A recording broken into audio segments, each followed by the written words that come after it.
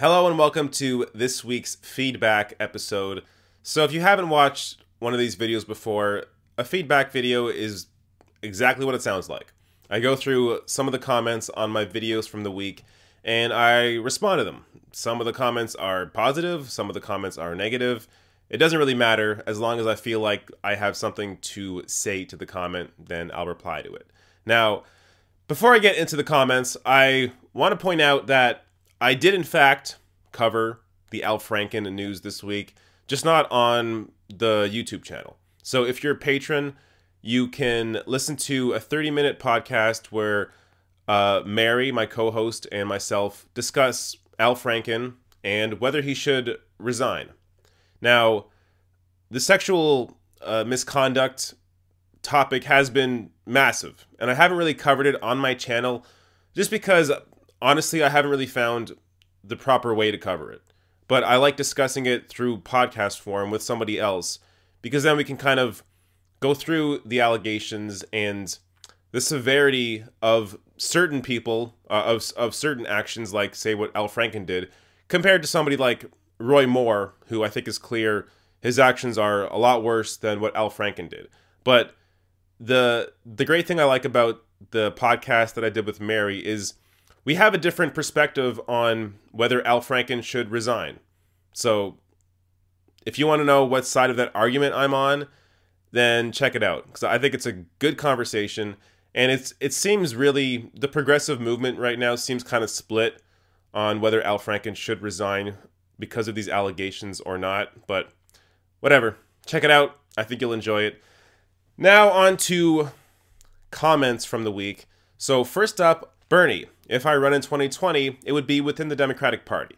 Now, the comments on these videos were kind of split, but a lot of people seem to understand that, yes, even though if you don't like the Democratic Party, Bernie running as a Democrat in 2020 makes the most sense simply because there are a lot of Democratic voters that just blindly vote Democrat regardless. And if you run as an independent, you don't have those people on your side.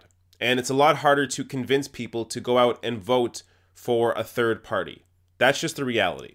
That's why third parties often take the route of slow growth, because it takes time to build momentum and build a movement up to the point where people feel comfortable enough to vote for a third party on a national scale. So I think third parties are great right now for local level politics and state politics, but running nationally, it's incredibly tough to get people on board with a third party. So I think Bernie should run as a Democrat, and this one comment here that I want to highlight sort of encapsulates how I feel. So from FishLove69, which is just a great name, he says, saying that you won't vote for someone because of his or her political party is really no better than partisanship. I wish people would realize this. Bernie running as a Democrat is the perfect strategy. When Theodore Roosevelt ran as a third-party candidate, he failed. Do you really think that people would be as motivated to vote for someone who isn't running within one of the two major parties? The sad but true answer is no. We have to win in these next elections. Put aside your hatred for the party and ask yourself an important question. Is it the party I hate, or is it the people running it? I'll take my chances and vote for a progressive Democrat. I hope everyone else does the same. So I think that's exactly right. A lot of people treat the Democratic Party like it's a person. Like, I hate the Democratic Party. I will never vote for a Democrat. Well, the Democratic Party is just a name. It's just a shell. What the Democratic Party is who the people in it are. So last week, we saw a bunch of elections that were won by candidates that were supported by Our Revolution and the Democratic Socialists of America. These are people who are incredibly progressive or socialist, and they are winning seats in the Democratic Party. Now, I get it. It's a lot of them are just at the state or local level. But that's how you begin the movement. That's how you begin to see a shift within the party. Once these lower level positions begin to be taken up largely by progressives and socialists, you're going to see a change in the leadership as well. So sure, right now Tom Perez runs the DNC. But the DNC is not that much of a powerful organization. The actual power is in the candidates that are running. And that's a large part of the reason you don't see the DNC raising a lot of money, because no one's inspired by the DNC. But where you do see the money getting raised is through the actual candidates that are running. They're given money directly, whether it's through Justice Democrats or Our Revolution. They are being supported through other organizations that are not the DNC. So yes, the DNC right now sucks. That doesn't mean the Democratic Party is a dead party. All it means is the Democratic Party is going through a transition phase where progressives and socialists are now slowly taking over. And it'll take a candidate like Bernie Sanders in 2020 running as a Democrat to truly transform the party for the good. Now, let's go to the next video I want to discuss comments here on, and that's WikiLeaks worked with the Trump campaign. This is why. So judging from the comments, a lot of people misunderstood what the point of this video was, and I'll give you an example of one of those comments. From Zachary Sheriff. Don't bother defending WikiLeaks as they are clearly full of shit and not real progressives. So here's the thing. I didn't defend WikiLeaks. So I would advise you to go back and watch the video. Because if you're confused on what that video was about, what my intention was to explain to you the purpose of WikiLeaks, what they do, and how people now saying that, oh look, WikiLeaks is just a sham and now they're supporting Trump, kind of misses the whole purpose of what WikiLeaks does. So, WikiLeaks discussed or IM'd back and forth with Donald Trump Jr. That happened. Donald Trump Jr. himself released those IMs. So, that happened. You can't deny those facts. Now, a lot of people take this as, well, WikiLeaks is helping Trump win. But here, that misses the bigger picture. The bigger picture is that WikiLeaks is an organization that is about casting doubt on the communication channels between people in power. They don't really care or have any particular ideology in terms of what policies they want to see implemented. Their whole purpose that I discussed in the video, and I quoted WikiLeaks from, or Julian Assange from 2010, so it's always been clear what they've been about. They want to cast doubt on people in power that share information and what he calls a conspiracy. I think he called it an authoritarian conspiracy, where basically he wants to break down these power structures, the status quo that runs the country. Now, the way to do that, WikiLeaks saw through the election, was by working with one side, because they saw the Hillary Clinton campaign as the continuation of the status quo, whereas Donald Trump was, in their minds, throwing a bomb into the status quo. Now, there are clear flaws in that argument, because, sure, maybe Donald Trump is screwing things up, but that doesn't take away from the fact that the Donald Trump organization is still its own conspiracy. They still have their own secrets. There's still stuff that they don't want us to know about. So you're really, helping Donald Trump didn't really help to solve that people, that there are still conspiracies that are always going on, regardless of who's in power. Now, I get it though. Like, WikiLeaks as an organization is all about casting doubt on privacy. They want to make people in power afraid to share information, making them afraid to actually conduct their conspiracy and or conduct their conspiracy without getting exposed. So I don't want to go over the entire argument from that video. I would just say go back and watch the video. But that seems to be, I just want people to understand, I wasn't there to defend WikiLeaks. Honestly, I don't care either way. I don't really have an opinion either way on WikiLeaks. Some of the stuff they do helps. Some of the stuff they do doesn't help. That's like most organizations. Nobody is fully good or fully bad. Now, let's get to another comment on that video. This is from Diego Salvati. Consider that this is a man that has been locked in a building for years by Clinton and Obama. His views of these people isn't the same as yours or mine. He has experienced their power and reach directly, and it ruined his life. So Diego makes a good point here that I didn't get to in the video, simply because the video was more about the philosophy of WikiLeaks and not personal vendettas. But he does make a good point that Clinton. So Clinton has said in the past, Hillary Clinton, why don't we just drone him? Referring to Julian Assange. Now, she may have been joking. In fact, it's likely she was joking, but that doesn't mean there isn't truth behind that. So that does, I'm sure, factor into Julian Assange being more open to working with the Trump campaign to sort of work against Clinton. Now, that doesn't get, I mean, there's a whole other discussion about, where did the emails come from? Was it Russia? Was it somebody else? But then they were given to WikiLeaks, and then WikiLeaks worked with Donald Trump Jr. to let them know kind of when stuff was coming down the pike. But I get it. I understand how this may have factored into Julian Assange's opinion on Clinton. At the same time, what WikiLeaks did is completely in line with what WikiLeaks has always been as an organization. So even though there may be emotion attached to it, it doesn't stray from what their actual philosophy as an organization is. Now, last comment here from this video from Pete D. Thank you so much, David. I've been having a hard time getting my mind around this whole thing. Glenn Greenwald did a Twitter feed that has similar bent. It's starting to make a little more sense now. Thanks again. So I put this one in here not because he compliments me, but, it's always nice to get those. I put this comment in here because Glenn Greenwald's Twitter thread about this was actually the reason I did the video. So Glenn Greenwald exposed me to that article that broke down the WikiLeaks, the purpose of WikiLeaks. When you watch that video, you'll get what I'm talking about. And I just wanted to give Glenn Greenwald a shout out here because he's the reason I did that video. So I need to give him proper recognition for why I covered that. Now, on to the next video. Media perpetuates false narrative on Biden's popularity.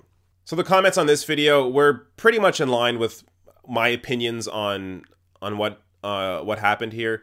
So if you didn't watch the video, just to give you a quick overview. There was a poll done where Biden defeats Trump in the poll for a potential 2020 matchup. And then that was the headline all across the board. All these mainstream media outlets published Joe Biden would destroy Donald Trump in 2020. But when you actually look at the questions and the data, yes, Joe Biden beats Trump, but generic Democrat does better than Joe Biden does against Donald Trump. So the headline really shouldn't be Joe Biden destroys Donald Trump. The headline should be Joe Biden can't even do as well as a generic Democrat could against Donald Trump. That's the actual headline. But that doesn't fit the narrative that the media wanted to push. So they push the line that, wow, Joe Biden would destroy Donald Trump. So that's what that video was about. Though I, suggest you watch it to understand a little more because it's more than just that. But yeah, so here's the first comment on this from Brian F. Joe Biden is a creeper everywhere he goes. Plenty of photo evidence of him with his hands all over women. Not a good candidate at this time when sexual harassment is such a big issue. And a second similar comment from K. Omholt Montag that says, Joe Biden has openly and on camera groped women and girls in public settings. He frequently makes rude, sexual, and inappropriate comments about people of the opposite gender in many of these settings. With all the attention and concern being paid to sexual harassment and inappropriate sexual touching, or worse, why in the world would the media or anyone else support Joe Biden for president of the USA? So the reason I wanted to put these two comments in here is because absolutely. So I didn't address Joe Biden's creepiness in that video, but yeah, you really, so there's a video online, I don't know, just search up like Joe Biden creeper or something, where Joe Biden is doing creepy stuff with women and on camera. And I mean, one of the most crazy ones is when he's like massaging this lady who I believe his husband is either winning an award or he won an election or something, but his wife is right beside him, and Joe Biden is like holding this lady's shoulders and like whispering in her ear. And it's just the weirdest thing. And I don't understand how Joe Biden doesn't recognize what he's doing. And so, yeah, I mean, for me, that isn't the main reason to be against Joe Biden. I think the main reason is that his voting record is more conservative than Hillary Clinton in the Senate. But yeah, him being a creepster is totally part of the whole Joe Biden package, and a reason why nobody should want this guy, especially mainstream media, like the commenter said, when there's all this sexual harassment going on. Why would you be pushing Joe Biden as a potential 2020 candidate? It just doesn't really make sense. On to the next video. Warren, the grassroots lead the Democratic Party. So as anything dealing with Elizabeth Warren, the comment section was split once again. So there are some people who totally understand what Elizabeth Warren is trying to do, and then the other side that they just want to burn her at the stake. And I understand both perspectives. I take the perspective that she has the right intentions, and maybe it's not working out the way it should, but at least she has the right intentions. And I think it's important to point out that Elizabeth Warren is not the same as, say, Joe Manchin. And I know a lot of people, actually I'll get to a comment that refers to Joe Manchin, so I'm not going to say what I was about to say. I'll wait for that comment. But let's get to the first comment here. From Morlangle Amathar, David, your reasoning is why I have not yet abandoned Elizabeth Warren. She is, to use an ill-fitting metaphor, a progressive double agent acting in the Democratic Party. And to continue that metaphor, I increasingly look upon her and wonder if she's going to turn again for the opposition. Yet for the time being, she's useful in pushing a progressive message on all fronts. So this comment sums up what I think. I completely agree. I think Elizabeth Warren is sort of a double agent. So I think she is, in her heart, a progressive person. I think she believes in pushing progressive policies. At the same time, I think she's trying to do it within the Democratic Party. And the only way to try and turn people within the party is to pretend to be on their side. Because if she goes out there and starts acting like Bernie Sanders and starts criticizing the Democratic Party, she's going to lose supporters within the party. Other people in the Senate. So people that she needs, that she would want voting with her on progressive legislation.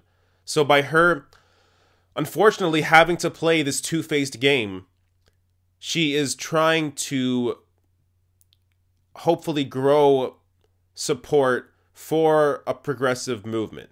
Now, it's a flawed strategy. I don't think it's really bearing any fruit. But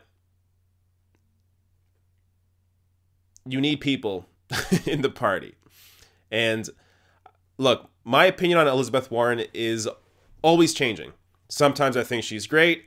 Sometimes I'm like, that's it. No one can rely on her anymore. But I don't know.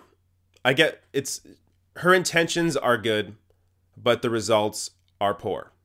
And unless we start seeing her bearing fruit for these alliances that she has made, like, I'm going to get to the next comment here to boost what I'm trying to say. From Mission, she doesn't believe Joe Manchin should be primaried. Enough said. Here's the thing with Joe Manchin. Joe Manchin is a fellow Democrat. She doesn't want to badmouth a fellow Democrat because it can hurt her relationships when trying to form relationships with other people in the Senate that she wants voting with her that may be friends with Joe Manchin. Now, I know that's maybe a lot to take in because the thing with politics, these politicians, there is so much drama. This is high school. So what we're really looking at when we're looking at the Republicans and the Democrats we're looking at the jocks and the nerds. And it's up to you to decide who is who. But there are these two parties here that have their own interdynamics. So not all jocks like every other jock. Not all nerds like every other nerd. But they try to work together so that they can continue their unified movement or friendship. But it doesn't always work out. Like we've seen with Elizabeth Warren here's the next comment, Jason Cole. She voted in favor of increasing the military budget, if I'm not mistaken. That alone is enough for some distrust from progressives. Yeah, votes like that. So, she's on the Armed Services Committee. Now, would she be voting for a budget increase if she wasn't on the Armed Services Committee? I don't think so. But because she is, you have to take into account those relationships and what she's expected to do as a member of that committee. Now, that's not excusing what she's doing, but that's just explaining to you that there are these various pressures that someone who isn't on that committee doesn't have. But I totally get it if you don't like her. I totally get it, because those kind of votes are ridiculous. Let's get to the next comment from Randy H. And this is also the last comment. Elizabeth Warren is responsible for taking a Republican-raised guy who had absolutely no interest in politics and inspiring him to become more open-minded towards the world. Her efforts in Congress began to make him question everything he thought he knew about this country, to the point that he felt like he was living in a blurred reality. But with an education in business and economics, there came a day where it hit him and he finally woke up. That is the day I shredded my Republican voter card and became an outspoken, free-thinking advocate for the progressive movement, because I believe it is our country's future and I want to be a part of it. When she talks about this grassroots movement that's taking place, she's speaking truth. But I understand why people are apprehensive to trusting her. She hasn't always been the most consistent senator, and whether or not she ultimately tries to distance herself from this movement, she will always be responsible for helping to create it by inspiring people like myself to stop being apathetic to what's going on in the world. For that, I'll always be grateful to her. So I included this comment because I think it really shows the power that great politicians have over people, especially a politician like Elizabeth Warren that has in the past spoken truth to power, especially when it comes to the banking industry. So having politicians take principled stands like Bernie Sanders, like Elizabeth Warren has, it is able to convert people who may just see Washington as all the same, and that these people just all represent their big donors and don't actually care about people. But that's not true, because there are, these glimmers of hope in people like Elizabeth Warren and Bernie Sanders that actually do speak to the real issues and actually do try and represent people, even if in Elizabeth Warren's case, it's with terrible strategy that doesn't seem to always work out. But intentions are important, and her past work as a progressive is also important. Now, that's the last comment. It's the last comment. So, how do I end this now? So, as I said at the beginning, if you haven't checked out the conversation that I had with Mary on Al Franken, check it out. It's on patreon.com/therationalnational, or you can also get there by going to therationalnational.com/join. And there's also a video there from Monday that I didn't post on my channel, like a segment video, where I discussed Roy Moore, and I didn't post it on the channel because I didn't really love the segment, but if you watch it, or it's there if you want to watch it.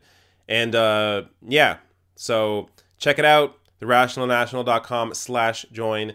And thanks for watching, and leave some more comments below that, maybe I'll get to next week. Bye.